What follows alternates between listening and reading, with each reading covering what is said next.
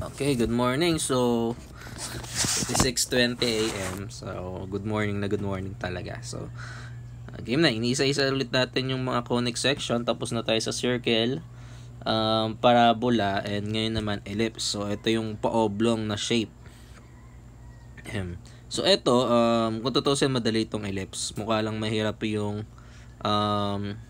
formula niya, pero madali siya tutusin kasi wala naman siya masyadong komplikasyon. Okay? So, ito yung standard form ng ellipse natin. Tsaka general form. Ayan, medyo mahaba siya. And, sabi dyan, yung mga parts niya is yung origin, of course. Origin. Ayan si origin. Ito siya. Foci. Ito. Yung foci niya, yung nasa loob ha. Yung nasa loob. Next, vertices. Ito siya. Yung kasama ni foci. Co-vertices, ito. Okay? Mamaya maano pa natin yan. Ma-discuss pa natin yan. Okay? Ayan, so game. Sabi dito, ayun, may space sa gilid. So, sabi dito, paano gagawin? Tatransform mo siya into standard form. Kasi ano to general form. Gagawin mo ngayong standard form. So, eto, simpleng-simple yung equation. So, ang goal mo dyan, napapansin mo din dito, walang H tsaka K. So, ibig sabihin, nasa 0, 0 tayo. Diba? Ito kasi may HK eh. Ayun o, may HK. So, ibig sabihin, hindi siya 0, 0 yung center. Ito, 0, 0 yung center kasi walang kasama si X tsaka Y. Diba? So, ang goal mo dyan, i-divide mo lang yung constant number sa gilid sa sarili niya, 36. Yung buong equation. So, try ko. X squared plus 4y squared is equals to 36. Divide mo sila lahat sa 36. Kasi, ang goal mo ay maging 1 sila. Maging 1 yung nasa labas. Positive 1. Yun yung goal mo para ma-transform mo siya into standard form. So, yan. 36. So, yung etong labas magiging 1. Tama? Etong x squared as is all over 36. Etong 4, masisimplify sa 4. 4 divided by 4, 1. So, y squared. 36 divided by 4, 9. Diba? Na-simplify. Ayun o, etong 4, tsaka 36. Sinimplify natin yung fraction. Naging 1 over 9. Diba? So, ano na natin? Yan na to. Ito na yan. 'Di ba? Mahirap lang kapag may HK, 'di ba? Center niyan 0, 0 kasi wala namang kasama si X tsaka si Y eh. 'Di ba? Value ng A. Ito. Si A si A laging nagko-correspond sa X axis. Si B sa Y axis. Tandaan, ha? Nasaan na tayo? Okay. Value ni A 36. Square root of 36. Kasi, sa formula natin, squared. Kaya, may square root mo ngayon siya dito. So, 36, square root of 36, 6. Si B. 9. Square root of 9, 3. Next, si C naman, paano makuha si C? Ima-minus lang si A tsaka si B. Kung sino yung mas malaki, yun yung babawasan mo ng mas maliit. This case, mas malaki si A, babawasan mo siya ni B. Basta laging minus. Yung malaki, ma-minusan mo ng maliit. Magiging square root of 27. Diba? Next, may kasunod pa yan. So, si A, ano yung sinabi ko kay A? Nagko-correspond siya lagi sa x-axis. Ito sa y. Si C naman sa major axis. Ano yung major axis na yon? Kung sino yung mas mahaba. Okay? Try natin. So, si A, nagko-correspond siya sa x-axis. So, si 6 na nakuha mo, yung 6 na nakuha mo, i-plus mo ngayon sa x nung center. Ano ba x nung center mo?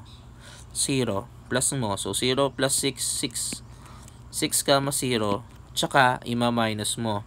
Minus mo ng 6. So, negative 6, 0. Diba? O, ito naman, si B naman. Si B naman, nagko-correspond sa Y. So, ima-minus mo dun sa Y nung center, which is 0 din.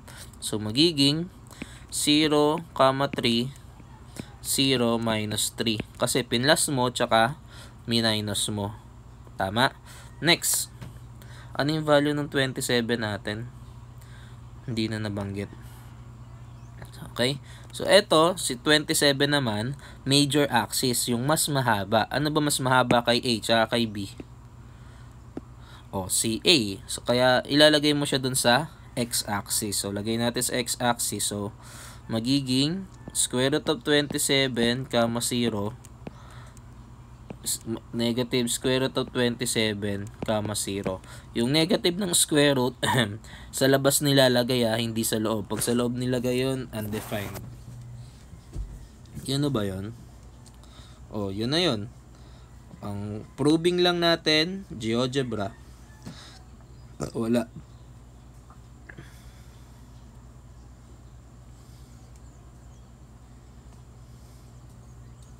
GeoGebra.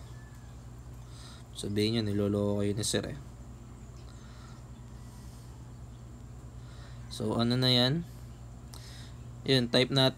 O, pwede mo ring i-check kung tama yung ano mo, diba? Kung tama yung pagkaka-solve mo. Type mo muna tong given. X squared plus 4y squared is equals to 36. 36. Type mo yung na-solve mo. X squared divided by 36. Oops, mali.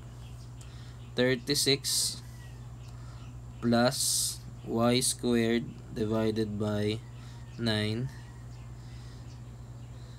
is equals to 1. Pumatong lang. Diba? So, ibig sabihin, tama tayo. Check natin yung graph. Ano yung center mo? 0, 0. Ayun o. Next. Yung major axis mo saan tumama? Negative 6, 0. Ayan. Tsaka 6, 0. Ayun o. Saan tumama yung ano mo? Yung co-vertices mo? Yung B. Sa 3, positive 3. Ayan. Tsaka sa negative 3. Ayun. Diba? Hindi, syempre, hindi lang nakikita dito sa GeoGebra yung foci. Pero at least, ma-check mo kung tama yung sagot mo, diba? Hindi mo na kailangan tanongin si sir, ay sir, tama, mali. Hindi. Pag tumama yung GeoGebra mo, nag-match, ibig sabihin, tama. Kahit anong pang sabihin ko. Okay? So, yun. Dire-diretso na ulit tayo. So, dito tayo. Ito mahirap. Tawag dito. Ayan, ito mahirap kasi may ano na, may HK na. Okay, solve natin ha. Sulat ko lang. Wala ba? Hindi ba kasya dito? Mas komportable ko dito. 5x squared plus 4y squared minus 20x plus 8y minus 76 equals to 0. Kung gusto nyo naman basahin tong mga steps dito, pwede naman step by step yan lang talaga, mahaba. Gusto ko medyo mabilis eh. So, unang gagawin natin, i-group mo si x, 5x squared minus 20x plus 4y squared plus 8y. Si 76, ilipat mo na sa kabila. So, negative naging positive. Next, mag-extract ka na. I-factor mo na si x tsaka si y. I-factor mo, maglabas ka. Ayun o, ilalabas mo yung 5. Ano matitira? 5x squared divided by 5, x squared na lang. Negative 20x divided by 5, negative. Ano na lang yan? Negative 4x. O, magtira ka ng space for third term. Next, dito, nilabas mo si 4. Tama? Matitira sa loob, y squared. 8y divided by 4, 2y. Next, third term tayo. Third term neto, negative 4 divide mo sa 2, negative 2. Multiply mo sa sarili, positive 4. Kabila naman, 2 divided by 2, 1. Multiply mo sa sarili, 2. Diba? Naglagay ka ng 4 dito, dapat mayroon din dito sa kabila, kaso lang may multiplier. So, 5 times 4, 20. 4 times 2, 8. Okay? Next, simplify na natin. So, 5. Paano gawin tong perfect square binomial? Divide mo yung negative 4 sa 2. Magiging negative 2. So, magiging x minus 2 squared. Plus 4. 2 divide mo sa 2.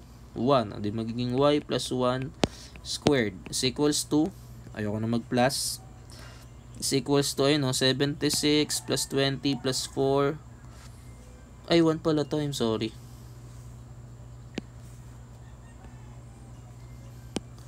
1 pala to nga. 2 di ba 1 plus 1. Ito 4. Sorry. So, magiging, sakto 100.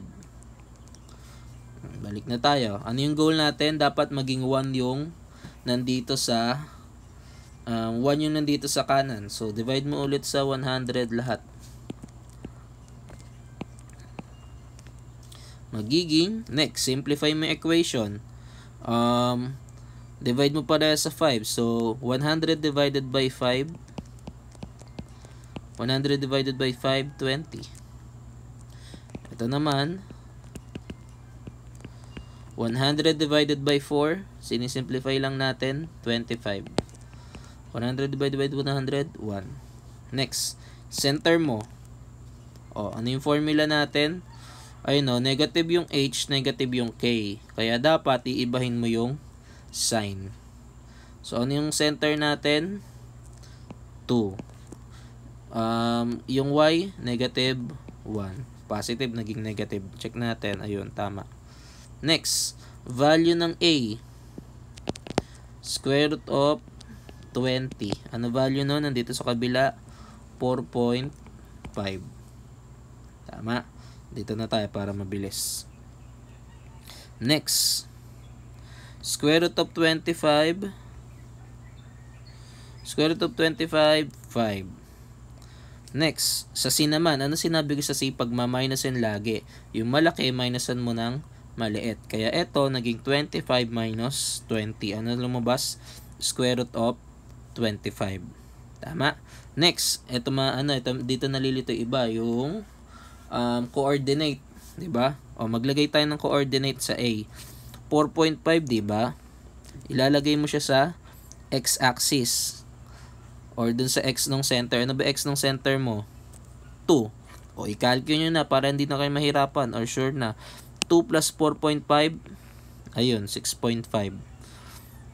2 minus, kanina nag-plus, ngayon minus, baka mapagbaliktad nyo pa yung plus.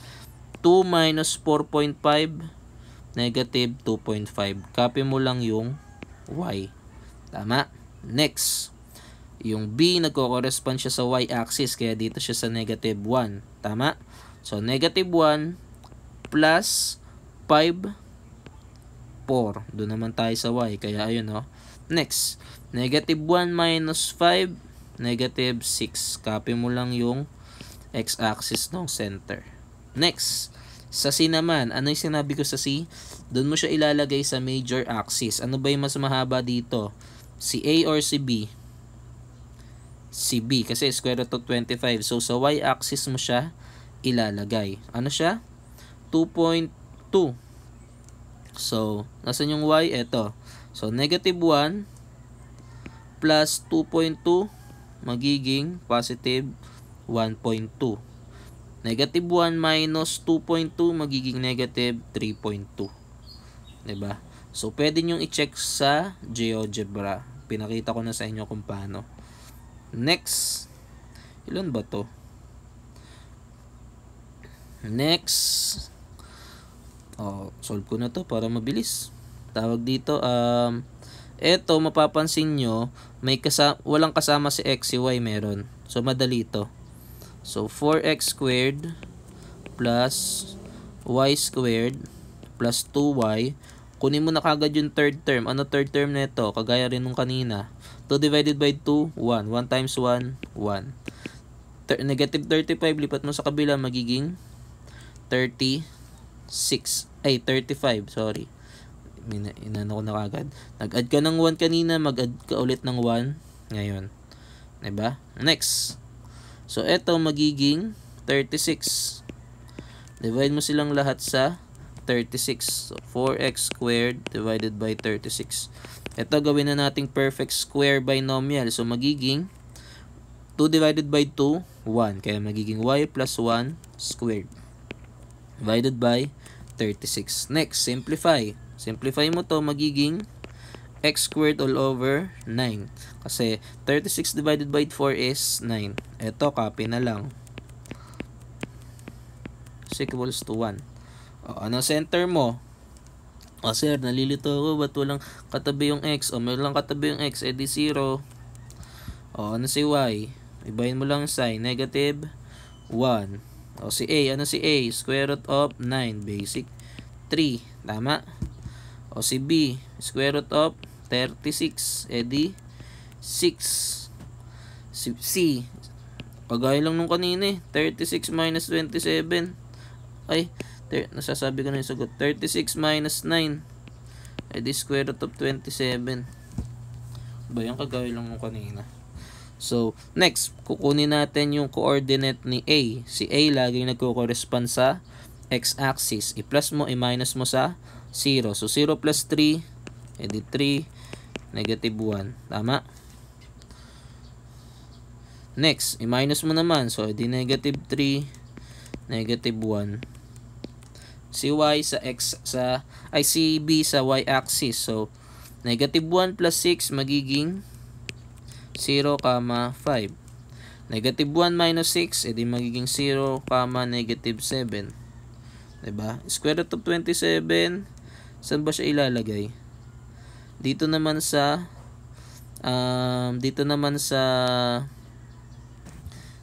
tawag dito. I-square root ko lang yung 27. Walang calcu dito sa ano.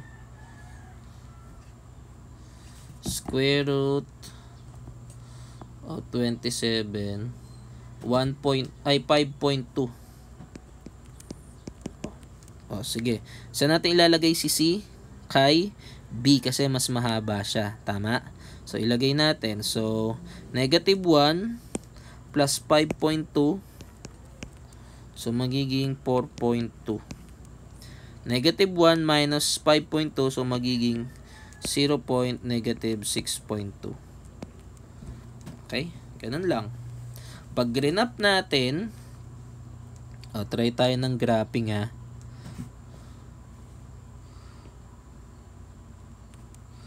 Paano mag-graph, sir, nga pala? GeoGebra ng GeoGebra. Center natin, 0, negative 1. So, nasan yung 0 mo? Eto. Negative 1, eto. Kaya eto siya. Sorry. Ito yung negative 1. So, nasan siya? Ito yung center. Next. Ano yung point mo? Pwede to, bilangin mo muna. Okay? Bilangin mo muna si A, tsaka si B. Ano ulit lagi si A? X-axis, tama? So, bilangin mo. 3 si A. So, 3 sa kanan. 1, 2, 3. 3 sa kanan, 3 sa kaliwa. 1, 2, 3.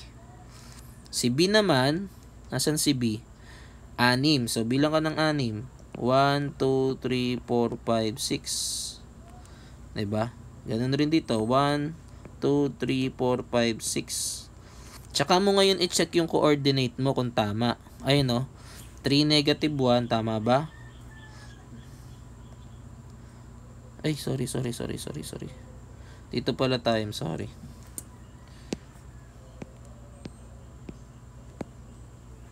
Adjust pala natin ang isa sa baba. Saan tayo? Dito pala. 1, 2, 3. 1, 2, 3. Anim. 1, 2, 3, 4, 5, 6. O, diba? Na-check natin. 1, 2, 3, 4, 5, 6. Dito rin. 1, 2, 3, 4, 5, 6. Okay? Pagka ganyan mo, i-check mo kung tama. Kagaya niya, mali ako. Di na-check ko kung tama. Diba? So, ano yun? 3, negative 1. So, positive x, 1, 2, 3 is negative na 1. Kaya nandun sa baba. Pag drawing mo yan, as is, ilagay mo na lang to.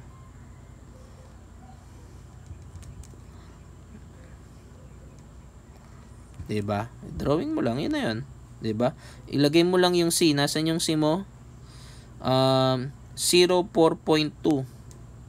Nasaan yun? 0, 4.2. 0. Ito yung 0 ah. Ito yung x-axis ah.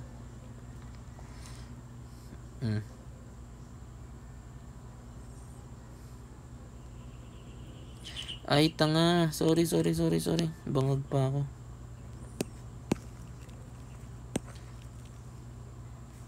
Ulit nga. Ba yan? Center kasi mali. 0, negative 1. So, nasan yun? Ito yung 0, negative 1. Dito nga siya. Tama ang kanina. Ay, hindi. Mali. 0, negative 1. Ito.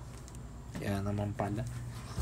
Ayan, sure yan. 0 kasi yung x, negative 1 yung y, kaya bumaba. Tsaka ngayon bibilang ng 3. Tsaka 3. Tsaka 6. 1, 2, 3, 4, 5, 6. 1, 2, 3, 4, 5, 6. Ayan, tsaka mo ngayon ibilog.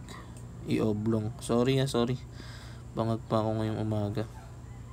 Next, tsaka mo ngayon i-check yung C. Nasaan yung C mo? 0, 4.2.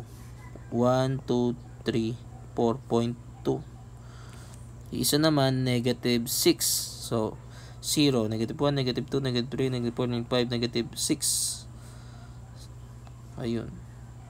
Po-point mo lang. Po-point mo lang yung C mo. Diba? O, try natin doon sa iba. Ito, yung number 2. Ayan. 2 tsaka negative 1. Nasaan yun? 2 yung x.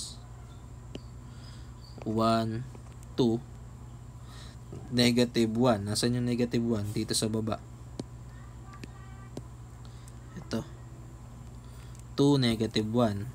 Ito, mali pa ako 2, negative 1. Yung a mo ay 4.5. So, bilang ka ng 4.5. 1, 2, 3, 4. Kalahati, 0.5. Ito naman, 1, 2, 3, 4. Kalahati, 0.5. Tama. Next, yung isa 4.5, yung isa naman 5. So y, bilang ka ng 5.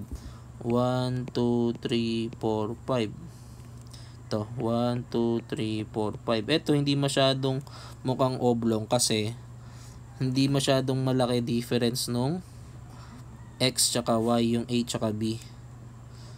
Okay? Next, nasan yung value nung c mo? Tawag dito, nasan yung c mo? 2, 1.2 tsaka 2, negative 3.2. Saan yun?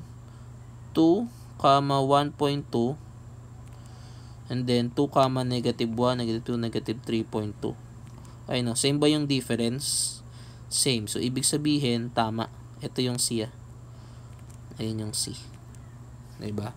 Ibig sabihin, tama.